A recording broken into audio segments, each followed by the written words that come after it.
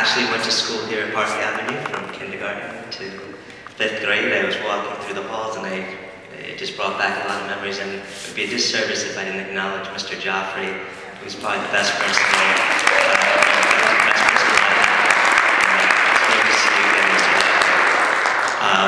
And so I had the honor and privilege of nominating Mr. Eways. He's more than just a friend, he's become a brother to me. And we met each other some time ago, almost 20 years ago. Gosh, that's so depressing to think about. I was in a TV production class, and you know, my TV production teacher said, you know, there's this gentleman who's coming back to the community, you know, after graduating, and wants to do certain types of commercials to stay in school, keep kids off of drugs, these types of commercials. I was like, all right, yeah. I mean, I was really interested in TV work, and that's when I first met Eddie, and that's when he really started his community work, or at least the inception of giving back, and he never received anything for those commercials, and it grew from there to he started doing a lot of sporting events. His passion is to combine the arts along with events to give back to the community. And if you know and if you followed him, he's done several events, sporting events within the school district for several years. And then he expanded and grew from that into community events and community public speaking, awareness programs, and finally about 2 or 3 years ago now was he did a community event called Unity March. And I remember when he first approached me about it, I think that, you know, I really want to do something that represents the strengths of Portchester. And the strengths of Portchester is when you unify. And he had this crazy idea, you know, I want us to just march down Westchester Avenue. I was like, Eddie, what are you, crazy? How are you going to do that? I mean, there's so many different steps politically, you know, just procedurally, there's so much you have to do to make that happen. If you know Eddie, there's nothing that can get in his way, especially if there's an idea that's going to give back to the community, give back to the people. And he'll have you on the phone, he'll call you 10, 15 times a day to make sure, and many people here are nodding, especially Phil over there, so they know, especially just his, and it just shows his perseverance, his determination, and his passion for his work. And Unity March, essentially what it did, if you don't know much about it, was it spotlighted other people, not Eddie. I mean, Eddie was barely in the forefront, he was in the background actually the whole time.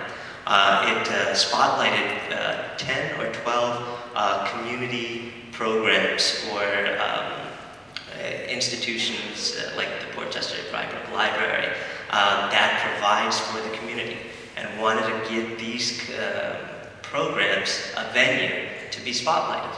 And from there, we used that, in terms of this program, used that leverage from these programs to get everybody together to just walk down Westchester Avenue together with signs that said one, and just to symbolize that, yes, we can all work together and walk down such a symbolic road, Westchester Avenue, which crosses all through Westchester, and show that Portchester can do it. And that was just 2 years ago. And since then, he has tried to expand even more in terms of giving back through education.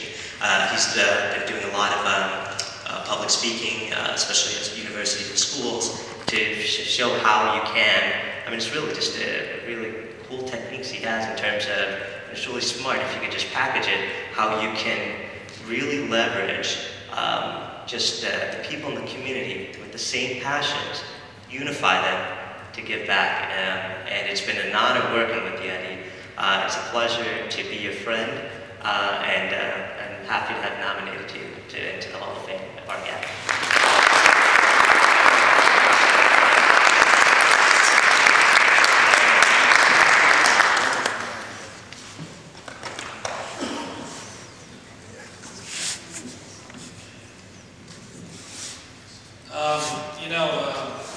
I got this call a couple weeks ago that I was going to be inducted into the Hall of Fame.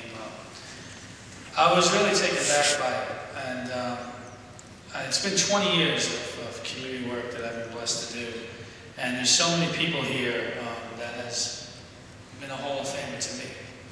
You see, it's not about one individual being inducted into a Hall of Fame. We all can be Hall of Famers. We're Hall of Famers as parents, Hall of Famers as public officials, Hall of Famers as friends, sons, daughters, teachers, first responders.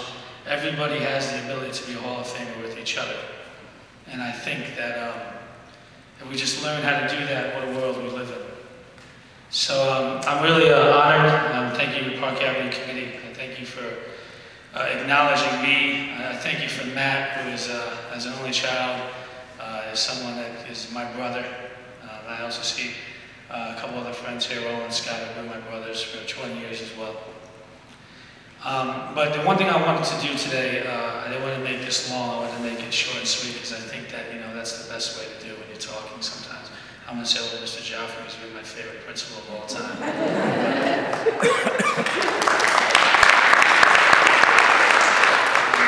And real quick, Mr. Villanova, Mayor Pilla, Mr. Dreves, Caroline Crespo, Mr. Didden, Mr. Federici, Mr. Colangelo.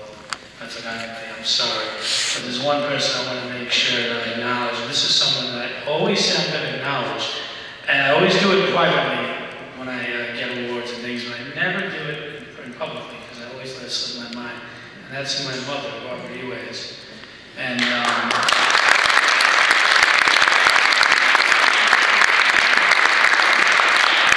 I know my dad is watching this right now, and I know he's proud of both of us, but I want to say that if there's anybody a true Hall of Famer, to me, it's you. Thank you very much for loving me and putting up with my crazy antics and being there for me when I run into the house and say I'm going to shut down the town to walk down the street. Thank you all. God bless you.